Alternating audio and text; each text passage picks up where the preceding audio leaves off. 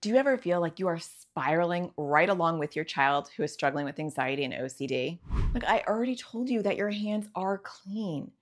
Look, you used 3 bottles of our soap yesterday. I cannot continue buying you all this. Yes, your hands are clean. Why do you keep telling me that they're dirty when I saw you use practically half a gallon of soap from our... Listen, I'm not going to answer that again. We've already talked about it. If this looks familiar, you are not alone. This looks familiar to a lot of us. And there's a reason for that. It is very hard to be anchored, grounded, and unemotional while you're responding to your child's anxiety or OCD struggles. And today we're going to talk about 5 signs that you might be struggling with this and what to do about it. Stay tuned. That's what's up next.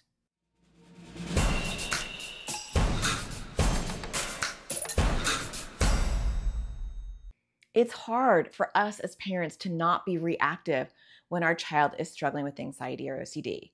It's hard to be that calm in this crazy storm when our child is angry or having meltdowns or wanting us to compulsively reassure them with their anxiety or OCD. This stuff isn't easy and it doesn't come naturally. Hi, my name is Natasha Daniels and I am an anxiety and OCD child therapist and a mom to 3 kids with these struggles. And if you're new to my channel, welcome, because I support you while you support your kids with anxiety and OCD.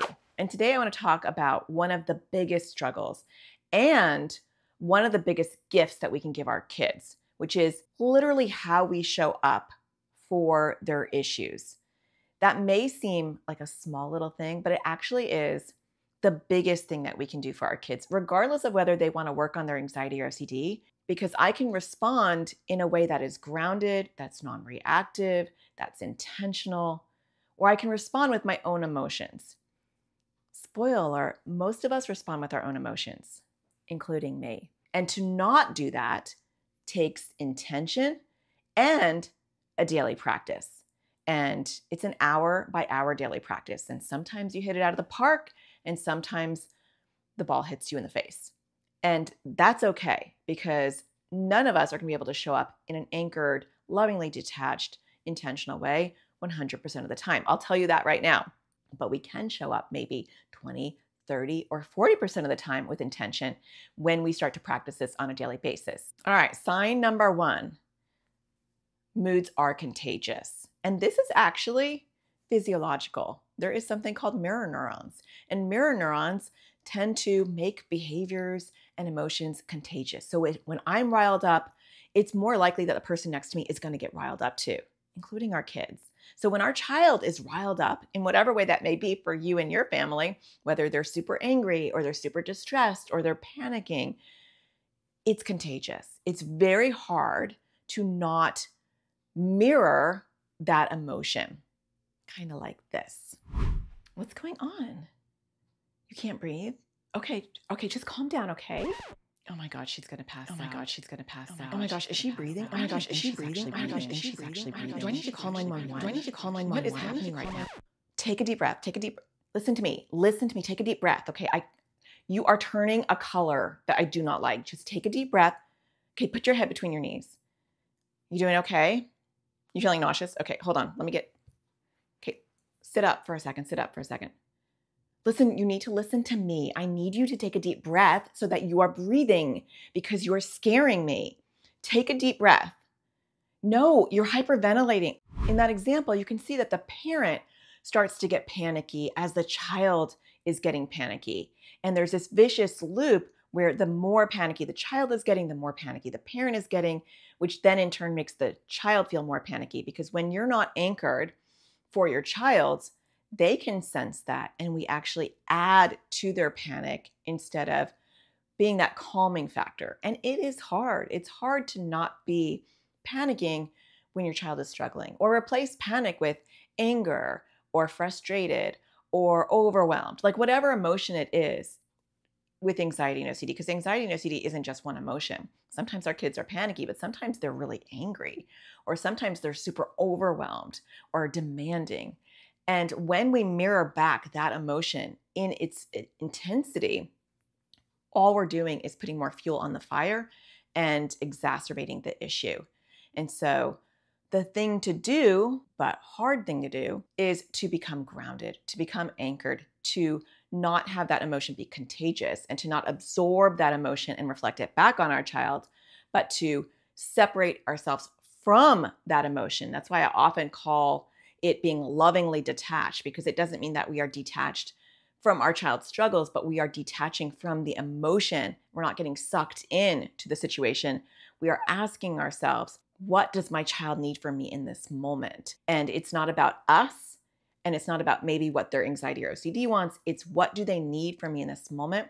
And we can't get that clarity if we are blinded by our own emotions and we're distracted by our own feelings. Then we're not able to see what we need to do for our kids because we are in it with them and not in a good way. All right, let's talk about the second one. A lot of parents think that they're actually being helpful by not causing their child to have distress related to their anxiety or OCD by helping them avoid triggers like this. Hey, get out of that seat. You're going to upset your sister. Hey, no, do not go over there. Do not go over there. She's over there right now. I don't want her to see you.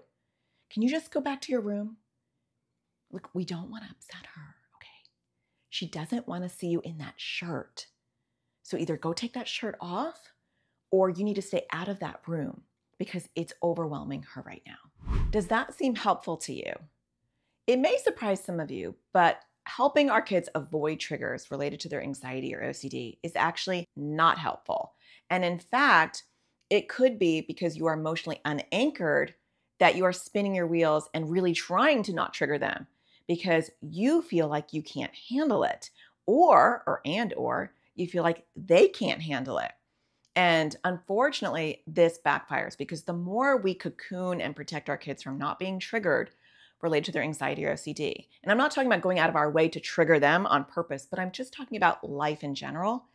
When we go out of our way to avoid them or avoid doing things that we know their anxiety or OCD doesn't want us to do, or following OCD's rules around the house, when we do that to such an extreme degree, we're actually participating inadvertently in growing their anxiety and OCD, and we don't want to do that.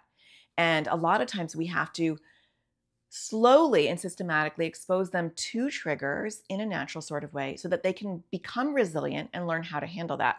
The world out there is not going to cocoon them. That is for sure. No one's cocooning my kids when my kids go out into the real world.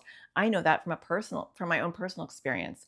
And it's my job as a parent to slowly, lovingly, and empathetically start to help them build resilience by not walking on eggshells and tiptoeing around them, but slowly incorporating things that might upset them. That doesn't mean we do everything under the sun to upset them or trigger them ad nauseum, but I'm aware that me over-accommodating and enabling their anxiety and OCD is not helping them. And when I'm avoiding them, even just like going to another room because it's too much, it might be a clear indication that I'm feeling unanchored myself and that I can't handle it. And we want to believe that we can handle their discomfort, we can handle their dysregulation. And so we have to slowly start living life normally in our home so that we're not tiptoeing around them. And that will look different for each person depending on how extreme things are going in your house. It doesn't mean that you're pulling the Band-Aid off at once, but it's being aware of how much are you avoiding upsetting anxiety and OCD. And I've noticed in my own house that sometimes I go way out of my way to avoid what I know will upset my child's anxiety and OCD, partly because I just don't have the energy to handle it, because I'm feeling drained. And it's a clear indication for me sometimes when I'm super avoidant or I know I'm giving into everything with anxiety and OCD. Sometimes that's a sign that I'm burnt out and that I need to do some work with myself to recharge because I'm operating on fumes. And that might be a sign for you as well. Okay, on to the next one. The third sign that you might be emotionally unanchored is when you respond to your child's anxiety or OCD, not with what's happening in the moment, but for all the future moments that can be. Is that you? It's me sometimes too. This is what it can look like for me. Look, I know you don't want to eat, But if you don't eat now, they have not eaten. They have not eaten. If they don't eat, we're gonna have to go to the doctor. We're gonna have to go to the doctor. We're gonna have to go to the doctor. We're gonna have to pressure him to eat. He needs to see. He needs to see how serious this is. How serious. And you don't eat tomorrow and the next day and the next day. You're eventually gonna lose so much weight that we're gonna have to G-tube you, and you're gonna have to stay at the hospital, and you might have to be inpatient. And I don't know how long you're going to have to stay there, because you're going to lose that much weight that it's going to be a medical issue. Do you want this to be a medical issue? Because you are on the road for that to happen. And that's scary. Did that look familiar? So for some of us, we see our child struggling, and then I see college, I see a 30-year-old, I see what life will look like if things don't get better. I'm living in the what if. So when I'm reacting in that moment, I'm not only reacting to them having a hard time in that moment, I'm seeing the domino of absolutely every what if that can happen if things don't improve. And I'm responding as if that already happened.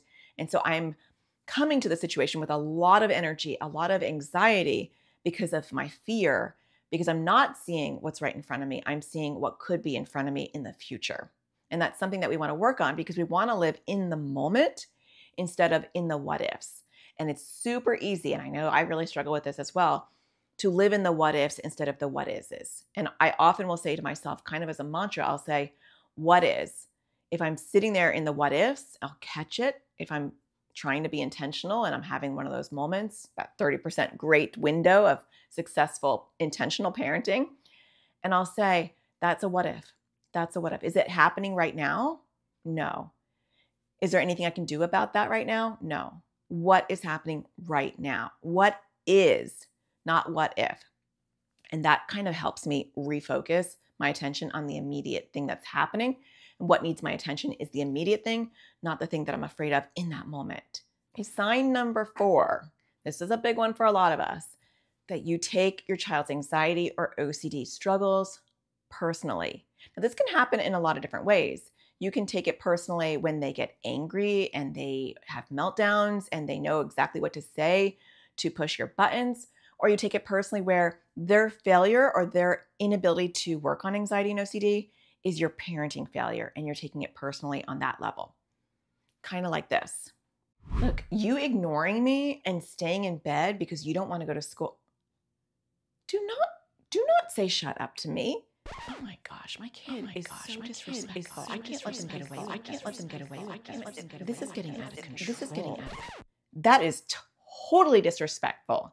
And you do not talk to me like that. You're going to lose all electronics, because I am so fed up with the disrespect. I would never talk to my mom or dad the way that you just talked to me. I mean, that is ridiculous. Do you know what would happen to me if I talked to them that way? It wouldn't be good. So in that video, she was taking it very personally. She was feeling disrespected. She was feeling like she wasn't being respected as a parent, that the person was talking back to her.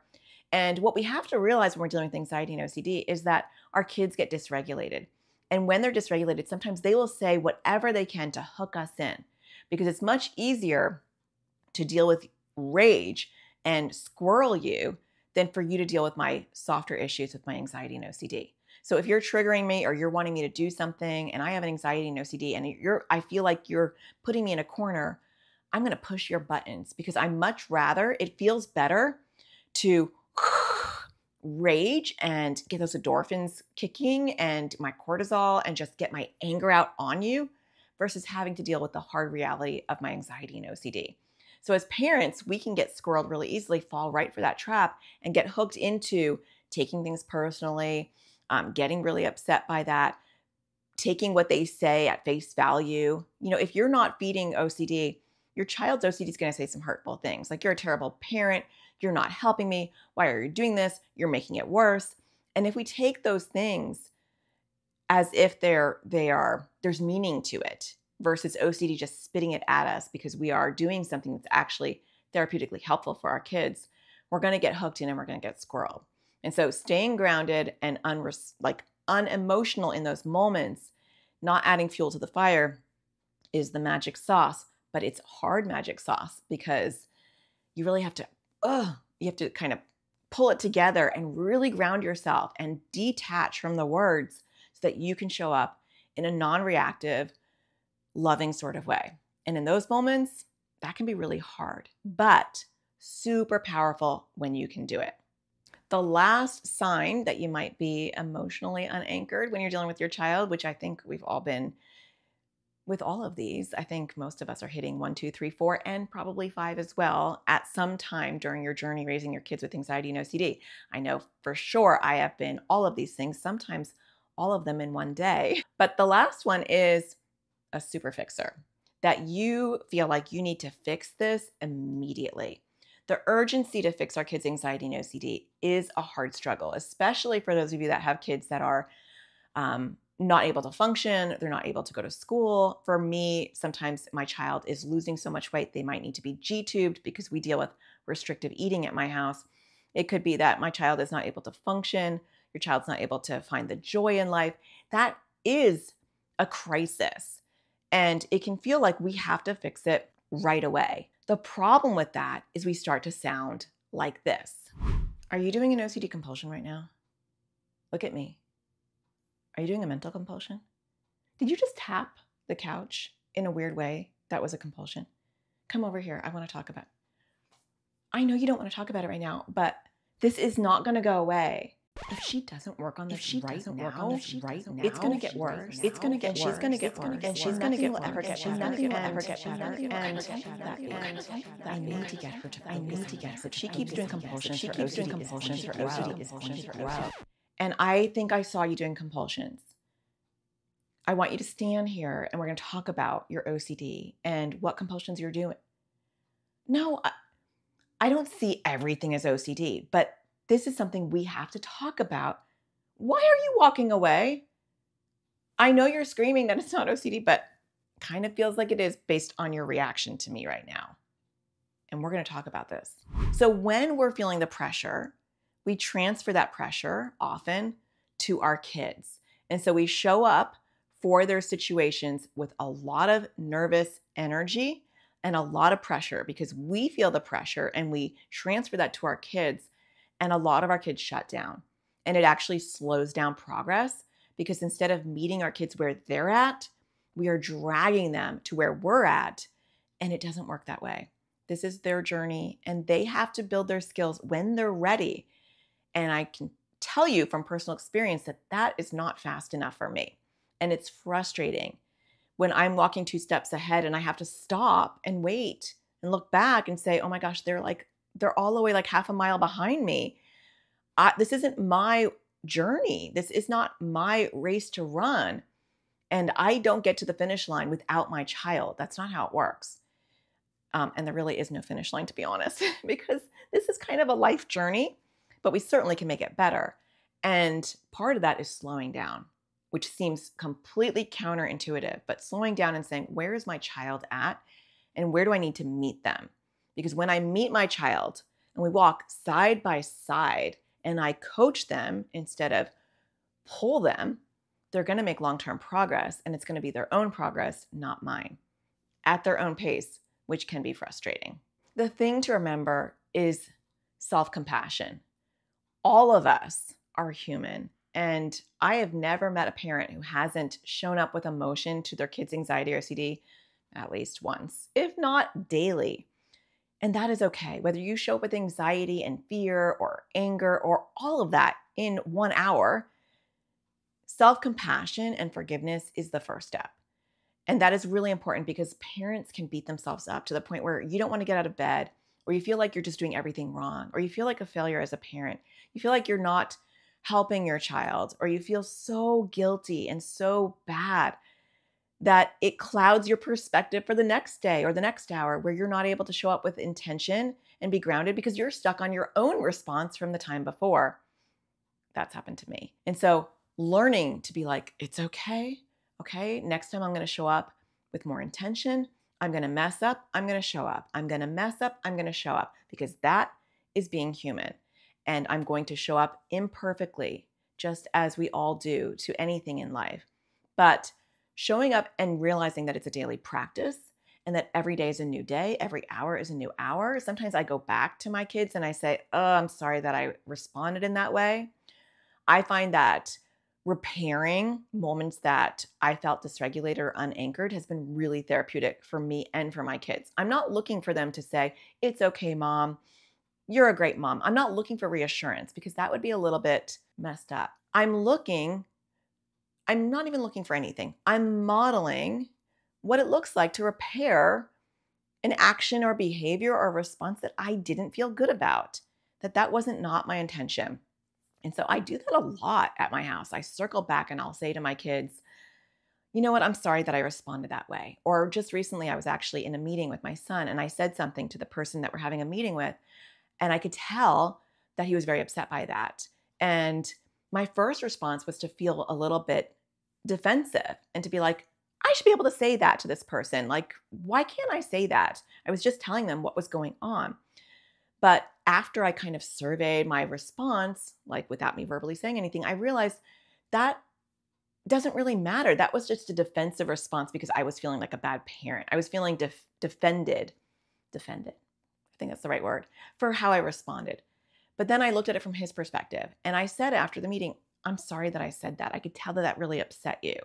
And instead of getting into an argument, and I really wanted to, he came back and he said, yeah, when you said that, and I wanted to like defend myself again, but I saw that that was a trap. And just to sit in it and say, I'm sorry that I made you feel that way. Sometimes that's hard to do, especially for someone like me who's a bit stubborn and I like to be right and I don't like to be wrong. I don't like to feel bad, but learning to be human and to just say, I'm sorry that I made you feel that way. Or going back and saying to your child, I'm sorry that I yelled at you, or I'm sorry that I responded that way. There's healing in that, not only for you in being transparent, but for your child, for them to hear that even you as a parent or an adult can be humble enough to admit when you showed up in a way that you didn't want to. So how do we show up grounded and anchored? Well, I'm actually doing an entire free series on this topic, and it is starting next week, I believe. And if you're watching this video later in life, you can always register for it because I do it twice a year. And it is how to be an effective anchor for your child with anxiety and OCD. And it doesn't come naturally. And I have a whole system and a whole process that I do to stay in the moment, to parent from intention, and to show up as blank of a slate as I can. I help walk you through what your personal triggers are. So we start to do a little deep dive on you. Each individual person who's in the series will do their own private deep dive on the things that trigger you. So you start to know what things cause you to get unanchored, what things cause you to be reactive. And the more we understand about ourselves, the better we are able to show up for our child without all of those smudges on our lenses, which block us from being able to show up with intention. Join me for free. It is starting soon. You can join at atparentingsurvivalseries.com. There are 3 on-demand videos. So if you're watching this at any time between August 21st and September 2nd of 2025, you can register. You can always get onto my email newsletter. I'll leave a link below and hear when I do the series again, because I do it every 6 months, the Anchor series. And I also do 3 live bonus classes on the series website where I will take your questions live. I will teach you more in depth about the on-demand videos, and we'll even have some fun raffles and do some cool things. But join me, atparentingsurvivalseries.com. And in my next video, I will be going back to talking about anxiety versus OCD for my final video in that series. If you haven't caught that, do check that out. Anxiety versus OCD, why they're different, how they're different, and how it matters in how you talk to your child. Don't forget to subscribe, hit the bell so you get notified so you don't miss that video, which will be coming out next Wednesday. Take care.